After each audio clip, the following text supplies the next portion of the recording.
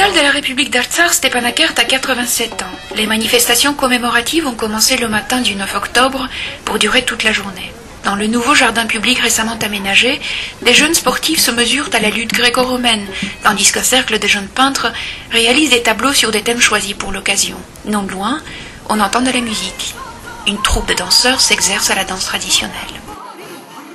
Ստեփանակերտի օրը հատկապես բնորոշում է այս մարդաշատ փողոցներով, միշտ չէ որ Ստեփանակերտի փողոցներն այս տեսակ մարդաշատ են անցուդարձ այսքան զգալի է, ու այս օրը իհարկե շատ ուրախ տոն է մեզ համար, ճիշտ է դեռ նոր է սկսում ավանդույթ դառնա Ստեփանակերտի օրը նշելը, բայց հետաքրքիր է ու մեր այսպես օրացություն մի կարմիր օրեր ավերացավ։ La ville de Stepanakert en tant que capitale de l'Artsakh a été créée en 1923, après la soviétisation de la Transcaucasie, et doit son nom au célèbre homme politique soviétique Stepan Charoumian, lui-même originaire de l'Artsakh. Ancienne forteresse militaire russe au XIXe siècle, la capitale actuelle de l'Artsakh est située à l'emplacement de la ville médiévale de Vararakan, sans doute l'une des résidences du roi arménien Vachagan le Pieux.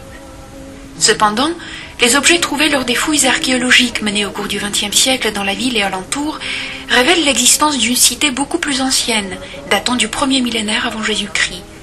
Tous ces objets sont conservés au musée d'histoire et de géologie de la ville.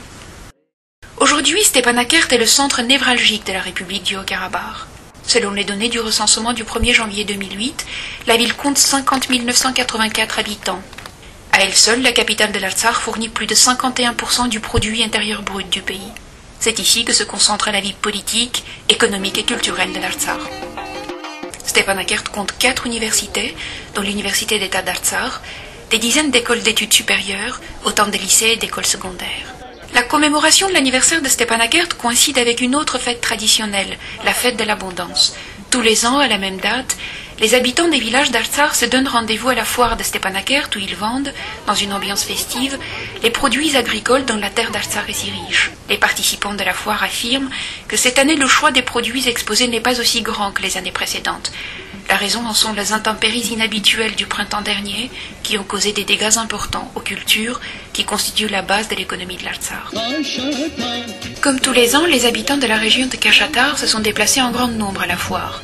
Sur leurs étalages, de bons fruits et légumes joliment présentés, comme ce potiron décoré au symbole de l'Artsakh. Բերքի տոնը հասկանում ենք տոնակատարություն եւ ոչ թե առևտուր եւ շուկա։ Մենք բերքի տոնին մասնակցում ենք որպես տոն։ Մարդկանց անվճար հյուրասում ենք մեր շրջանի բարիկները։ Եվ արդյունքը հենց ստացվեց, որ չէինք հասցնում։ Régnaient sur la foire les arômes appétissants des brochettes arméniennes et du jangalavhats, le pain traditionnel aux 40 herbes, spécialité de l'Artsakh. Donara avait prévu d'en préparer 70 pour la journée, mais 2 heures s'étaient à peine écoulées depuis l'ouverture qu'elle en avait déjà confectionné plus de 50.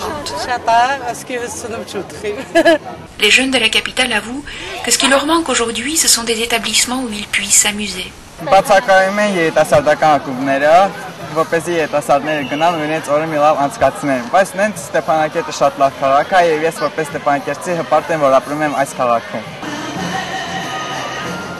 Plus tard dans la journée, les jeunes se sont mis en cercle pour danser en l'honneur de leur ville.